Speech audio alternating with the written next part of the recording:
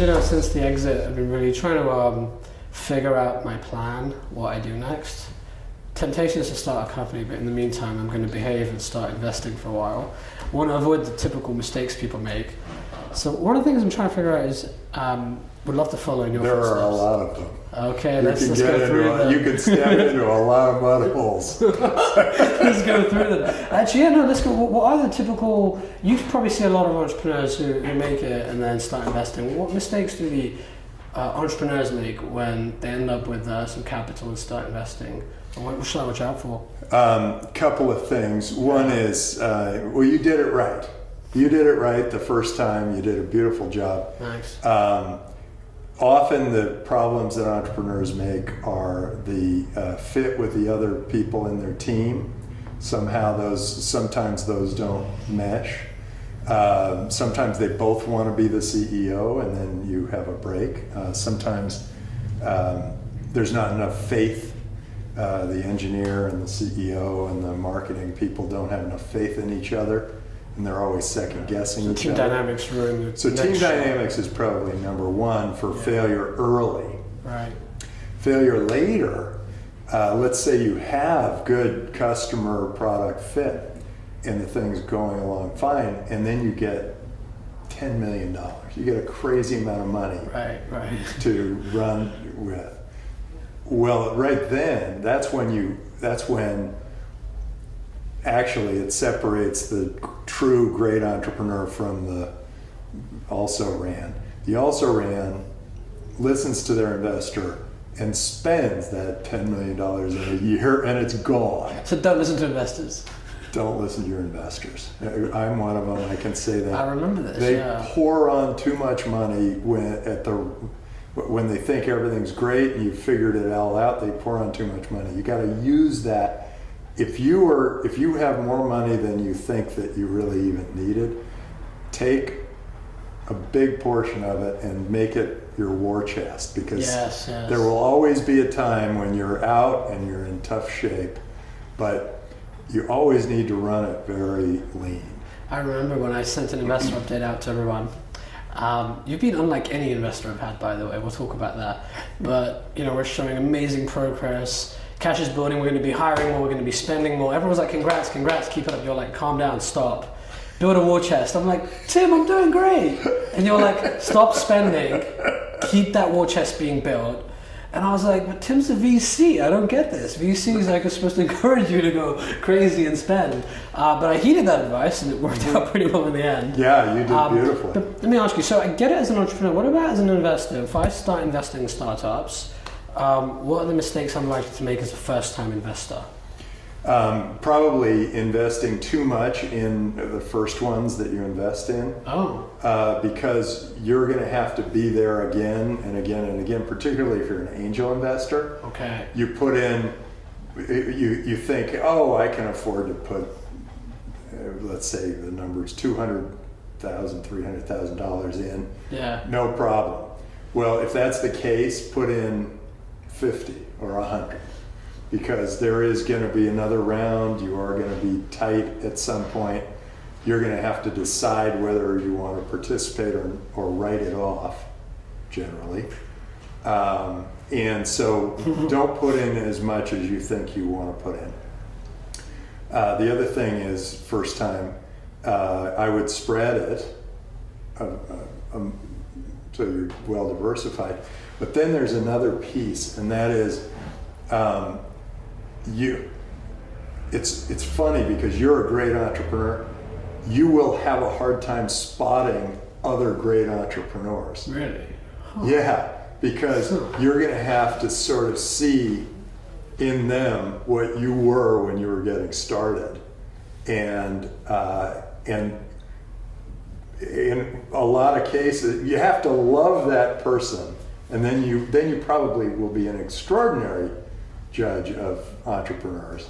But at first, you're going to sort of think, hey, I did it, anybody can do it. And you'll start throwing money around. Oh, because like a victim of your own success. Yeah, you confirmation bias. Well, you just think everybody's like you and they can all do just what you did. But it takes a while. You have to kind of go back and say, wait, is this person capable of making all those sacrifices that I made to get to where I got. Is that a thing? And I think you've got to make sure that they have it in them. And then the other thing is, don't do it to make money, or you will lose it all. If you're thinking, hey, I can do this so I can make money, don't even start. But you're supposed to make money if you do this. You are investing, right? If you do it right, you will. And here's how you do it right. Yeah. You do it for the mission. If you can adopt the other person's mission, if you see somebody and you say, I like that mission, I like the world the way it's going to be because of this mission, let me get on board. That's a much better way of investing than saying, hey, I can triple my money in 6 months here. As soon as you start thinking you're going to make money quickly or at all, it changes the whole game. It's like, I don't know, I'm a horrible golfer, but anytime I bet in golf, I lose even worse. I'm even worse at that because then I'm thinking of the money instead of thinking of the putt. So, or the game, whatever it is. I don't even golf. This isn't what I expected to hear. You have to be emotional, not necessarily as logical. I always thought you have to be very logical if you're making the transition. No, that's late stage investing. Okay. That's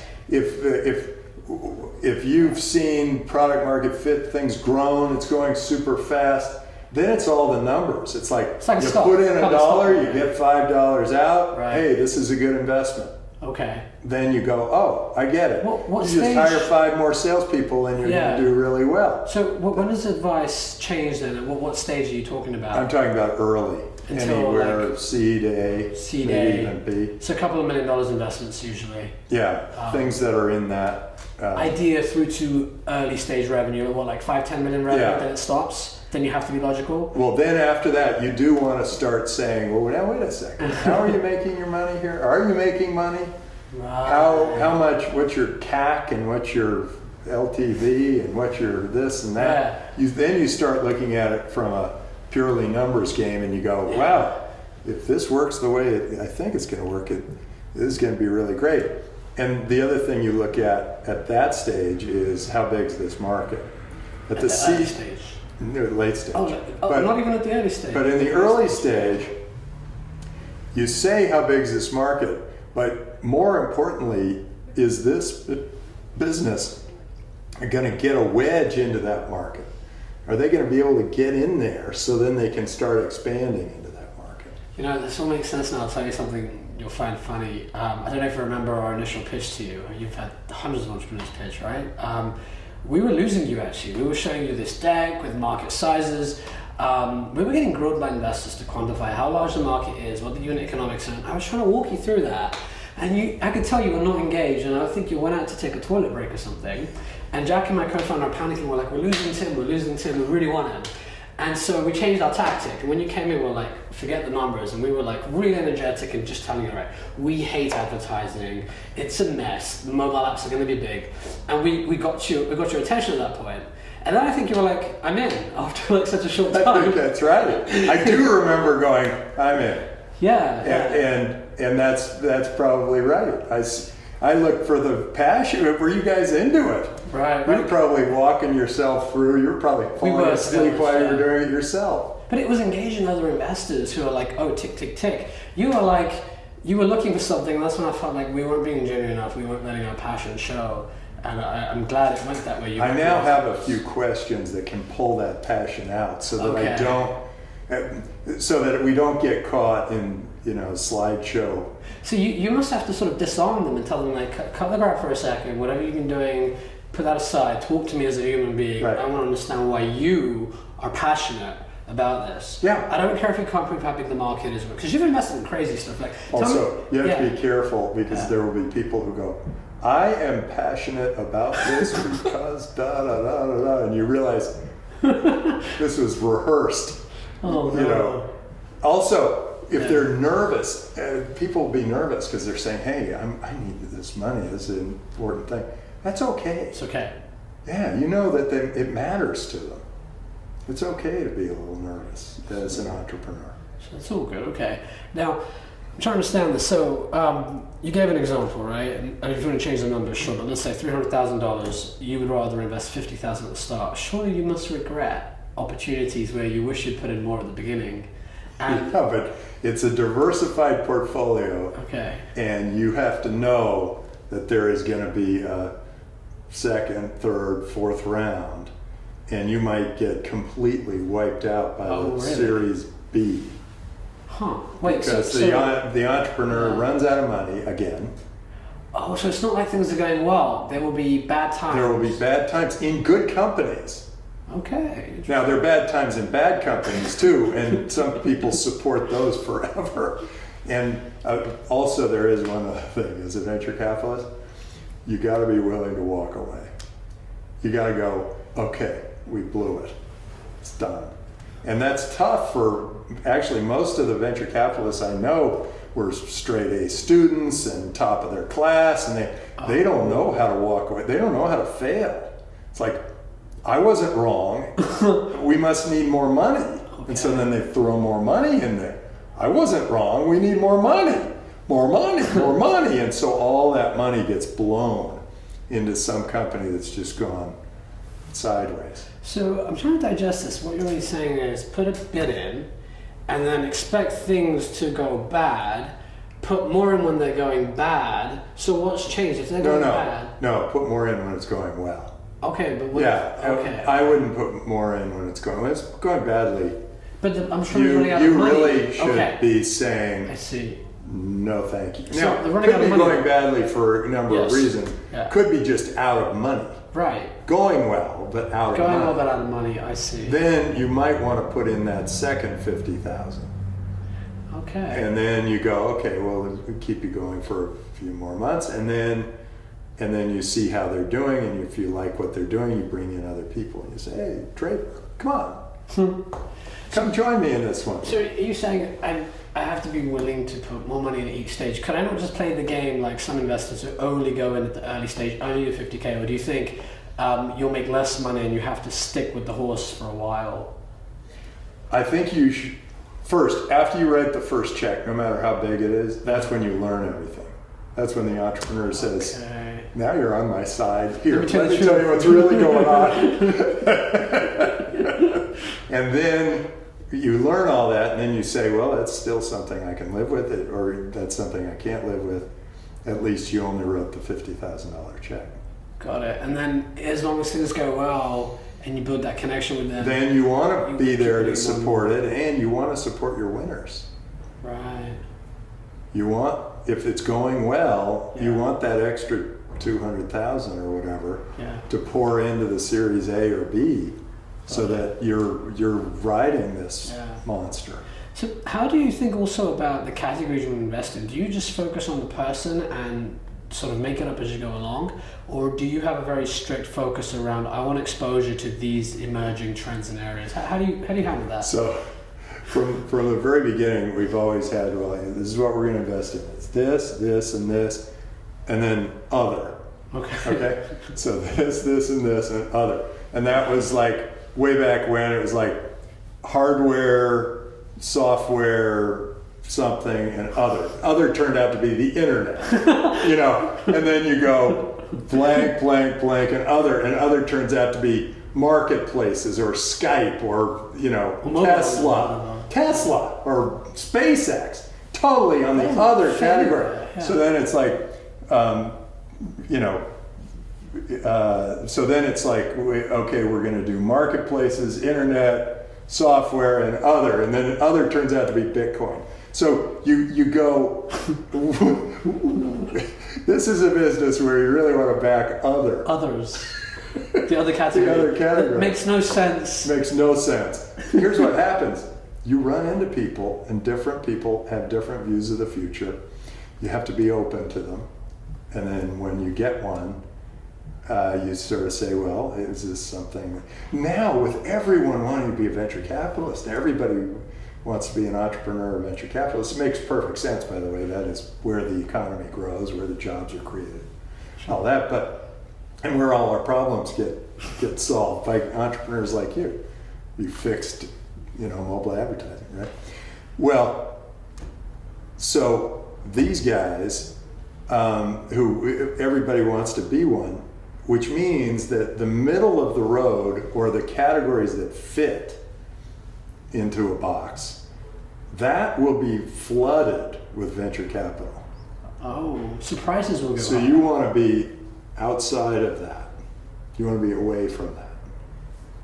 Interesting. See, I also remember when we were raising financing, it was always be very careful with that first approach with the VC, because if your deal goes stale, then you're screwed. It sounds to me like, hey, you want deals that other people aren't looking at, and the deals everyone's chasing. And the weird ones do really well.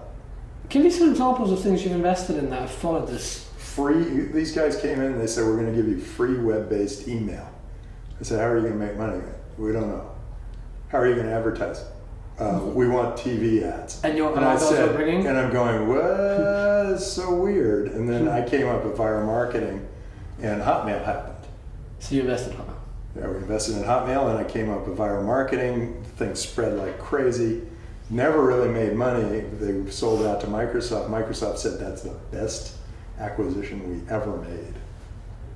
And then they bought Skype, which was another one that was weird. You know, my partner said, what? We're going to back two outlaws? They're not even allowed in this country, you know, because they had created Kazaa. And then the next one was like, okay, there's this electric car company. I was looking at a bunch of electric cars, you know, there were hobbyists and stuff, and I got in one and I went, whoa, this is so cool. You know, my partners and others were sort of saying, well, there hasn't been a successful car company startup for 50 years. You really want to start? The DeLorean was the last one. It was a big, huge, gaping black hole. You know, what are you thinking? And I said, I don't know. There's something about getting in one of these cars that goes super fast. Was it that, or was it Elon Musk and his vision, or what was it more that got you? Well, no, we backed Martin Eberhard. Okay. And then Elon came in, and he's the one who actually turned it into a great business. I mean, Elon was really quite extraordinary at doing that. Because that So you came in really early. Oh yeah. And Tesla had a lot of issues. Did you keep putting money in, like you said? It's like, yeah, we put more money in. That's where my partners helped me. They said, well, we shouldn't put that. Okay, I get it, Draper, but we shouldn't put that much in because it's going to need. This is capital intensive. So we started smaller than I would have suggested. Got it. Do you stay disciplined to your, you know, you set an amount aside? No. Not at all. So what's the point of having these rules? No, the discipline is in distributing the capital. Oh, okay, in distributing the capital. You won't in go a wide above, variety. I don't go above a certain amount in any one deal. Okay, period, no matter what. No, I don't. There are occasions where I kind of go, but I wouldn't do it for a fund where I would say, okay, you know, I'm totally crazy at this point and I'm going for it, like Bitcoin. I mean, I bought all that Bitcoin. I didn't realize actually that I was going to buy it all. I just picked a price that was higher than anybody else's price. And so I got it all. So I bought more than I thought. It was an auction and there were 9 lots. I thought maybe I'd get 1 or 2. But I got them all. And after I got them, I thought, you know what? I'm okay with this. And then Bitcoin went from whatever it was, 632, straight down to 230.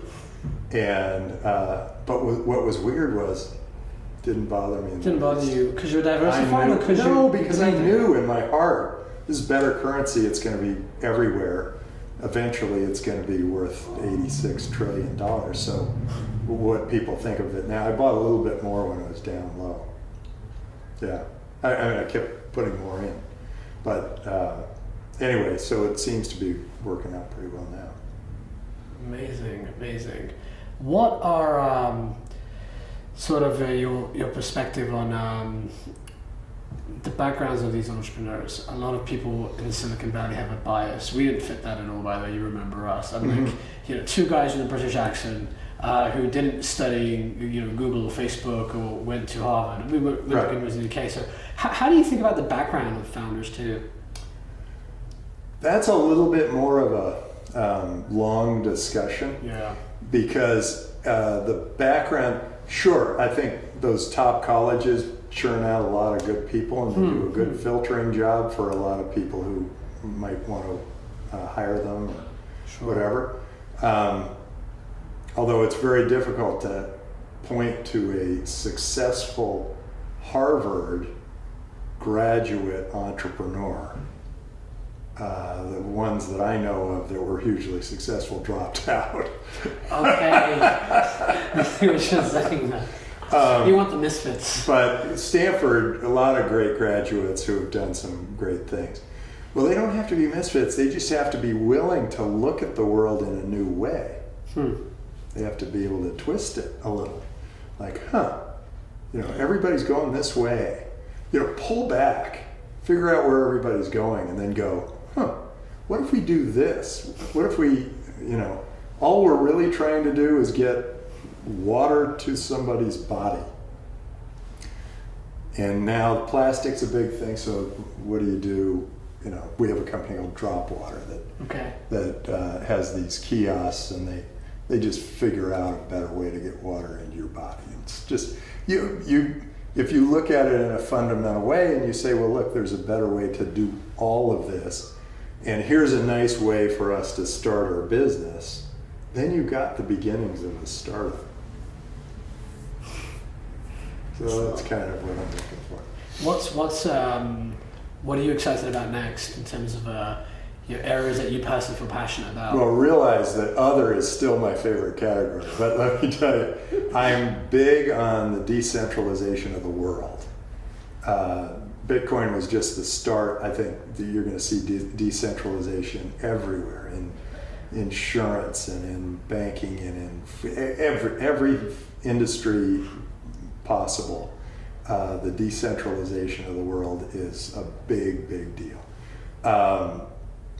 And you see the politicians, the bad politicians are saying, no, I like it this way, keep me tribal, keep my borders, keep whatever. And the good politicians are saying, this is a new way to operate. Let's see how we can benefit from this new decentralized world, open our borders, drive, see how we can drive our economy faster and better this way. So I'm big on that. I do think Tesla has opened the door, in SpaceX, opened the door to amazing changes in transportation. There are a slew of great transportation startups that are happening, all sorts of creative ideas. It sort of makes me feel like we're back with the Wright brothers when they were just starting to fly. New kinds of flying machines, other things are happening. To move lots of people, or to move people more quickly or more efficiently without having to park. Yeah. So a lot of people think today there's so much power concentrated, and I felt this when I was at Vungle, right? Everyone tells me. One more thing. Yeah, sorry.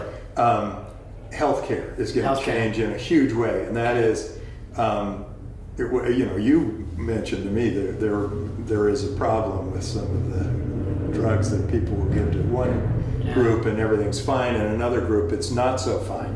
Well, healthcare is going to be much more bespoke, specific to you, but they're going to have all sorts of data about you. So there's no way a doctor could do as good a diagnosis as the cloud can do on you right now, because the cloud knows what your Fitbit results were, where you've traveled, what seat you sat on the airplane, how what you ate for breakfast, what as well as your healthcare records and your genetic history and your blood test results and whatever else. So the cloud's going to have a much better idea of how to do diagnosis. And then for therapeutics, I think they're going to be very specific to people. And that will all come because the compute power is getting better and better and better. And people are already designing really interesting drugs on the screen, and they're tying them to various diseases. Well, it's going to be even more interesting because those screens are actually now telling us, doing a better job of proving or analyzing efficacy and safety than the FDA, for instance. So that could all be done on the screen. So there's some really interesting things happening in the near future that going to change make huge changes to humanity. This is the most exciting time to be alive, really. Healthcare is one that I definitely want to put a larger percentage. It's amazing. I mean, people have said, hey, why don't you retire? And I went, oh, are you kidding me? It's the best time possible to be in the venture capital business. Right. Or to be an entrepreneur. Either way. Yeah, because there's this perception, and I encounter this every day when I was running my company. Oh, Google and Facebook have way too much power in advertising because that's the industry we're in. And every late-stage investor or potentially public market investor just couldn't get over the fact that Google and Facebook have so much reach and power. Now, today the world is basically FANG, right? Facebook, Apple, Netflix, or Google, and there's larger, powers of Microsoft and others out there. What's your thoughts on what it's like for a startup then? You seem to be of the camp that there's tons of opportunity, best time ever, but never have we seen so much power concentrated with just a few large, giant companies, some of the ones you've backed to. It hasn't changed. The world hasn't changed. It was IBM. They had too much power. People used to say this power. Yeah. Then it was Microsoft. They had to have, and FANG doesn't even include FANG. It doesn't include Microsoft. Microsoft was absolutely controlling everything. And then when the internet came, there was an opening, and Microsoft then went and grabbed that opening and tried to shut the door, but boy, there were a million great entrepreneurs that came out of that internet. Same thing's happening here. Big companies, here's the way I look at it. Big companies are like big ships out in the sea. If some new technology comes along, they can turn like 5 degrees an hour, okay? A small ship can turn 90 degrees in a second and shoot in just the right direction.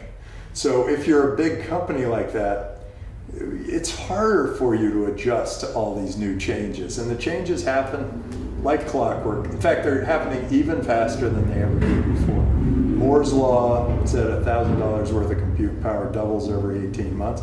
Now it's like every 12 to 14 months it's doubling. So that means that there's a new platform every year that's twice as powerful as the one before, and FANG is now 20, 30 years old. Think about how many platforms they've missed in that time. There are plenty of opportunities. It's funny, I just was on CNBC and the guy said you're all into Bitcoin and now here's a quote from Warren Buffett, who I really respect and admire, but and he says how Bitcoin is worthless and don't get involved.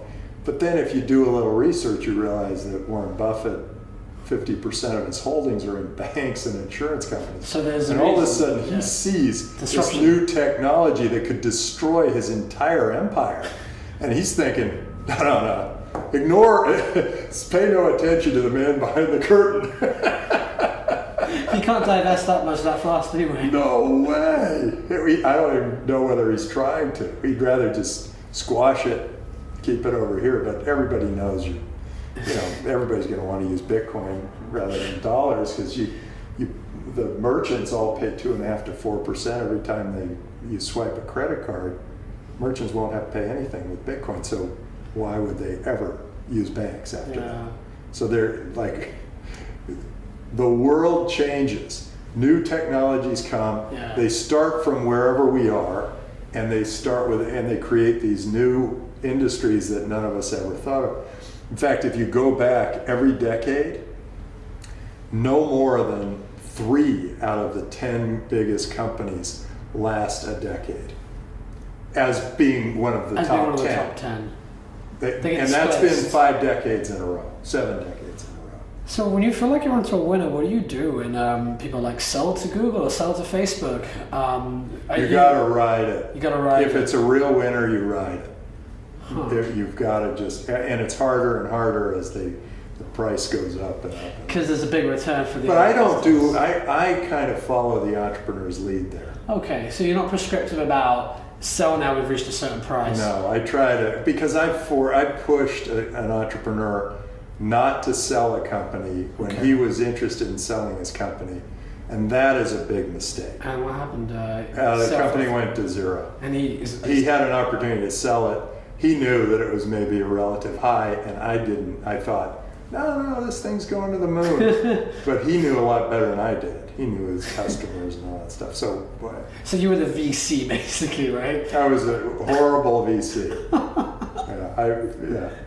Got it. And Tim, on the topic of doing things that impact humanity, how do you feel about the future? You know, do you feel optimistic, or are you worried about things like climate change and population growth and, you know, all these scary headlines we're reading all the time? What's your thoughts about the times? The world gets better and better. Gets better and better. It really does. I mean, if you go back 100 years, you don't have indoor plumbing. You certainly don't have Uber. You don't have Skype. You're not able to communicate with people anywhere around the world like this. You're instead, if your horse and carriage breaks down, you're there for days waiting for somebody to come. The world just gets better and better, and the people who spread the fear are just incentivizing great entrepreneurs to solve those problems. So I look and I say, climate change, great. Let's see if we can get an entrepreneur to figure out a business model that can help us solve climate change. Maybe he charges every human 12 cents a year in order to keep his umbrella up outside of the atmosphere, right, to make sure that we're all cool enough or whatever. And I don't know where it's going to come from, but it'll be a great entrepreneur, and that entrepreneur will come up with something great. And so whenever I see that spreading of fear, I just realize, well, what they're really trying to do is fire up my front cortex and get me to think creatively. But what they think they're doing is just selling ads. The media, they create fear, they sell fear. And the fearful do sit at home and look at this stuff and they go, oh no, it's the end of the world, and Chicken Little. But what they're missing is what I've been able to see all my life, entrepreneurs going through and just boom, boom, boom, boom, boom, solving those problems. I mean, think Elon Musk. He not only has got us a car that doesn't use fossil fuel, but he's also figured out a way to get us off the planet too. So he's saying, hey, well, this is my hedge. If the planet, maybe we can save the planet, but if we can't, let's get off the planet.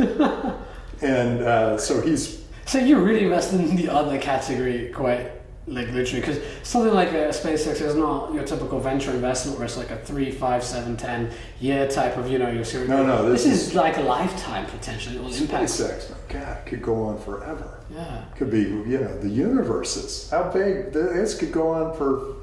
Changes what it means to be a human, right? And mankind. Oh yeah, we can evolve, we can do all sorts of things. So I'm just turned 32 a few days ago.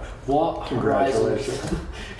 What time horizon should I be thinking about when I make my investments? I definitely love the idea of investing in the other category.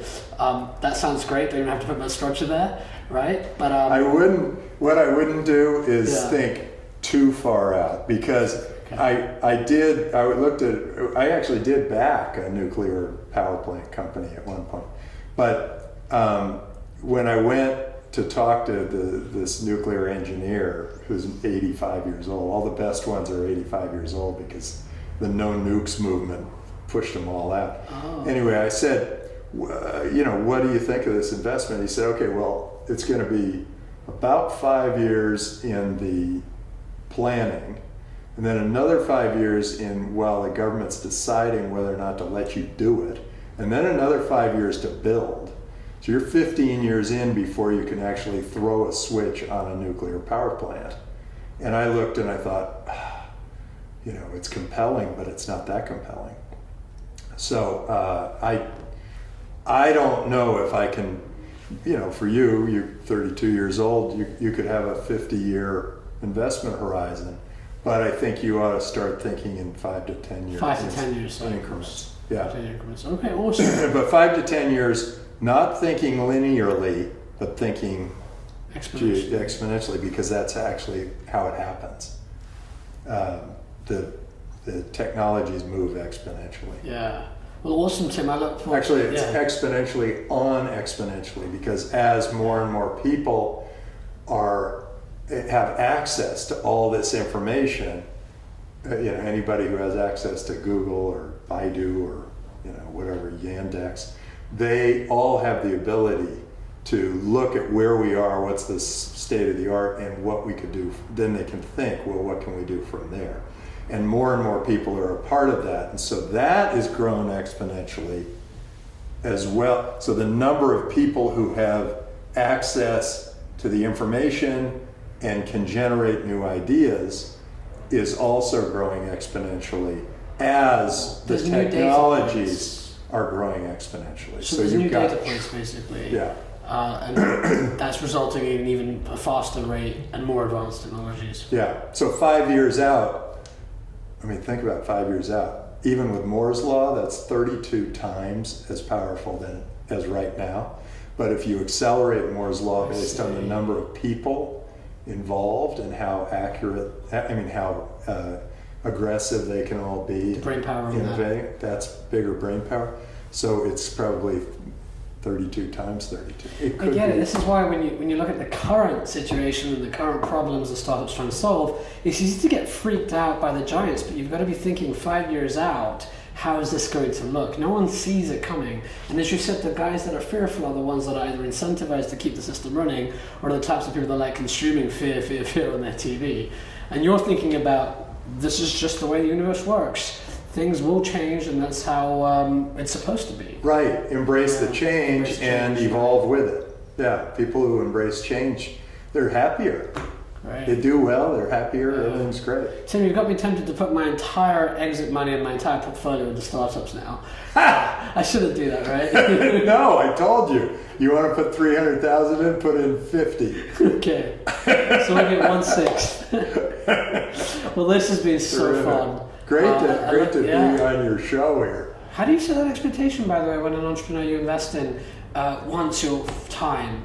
Are you quite explicit about that? Like, I'm not giving you time, I'm just giving you No, we give them whatever they request, rather than, I'm not big on being on a bunch of boards. I don't. Right. Because then I'm listening to a bunch of venture capitalists all fluff their feathers, and I want to. Yeah. All right, Tim. Terrific. Yeah, good to see you.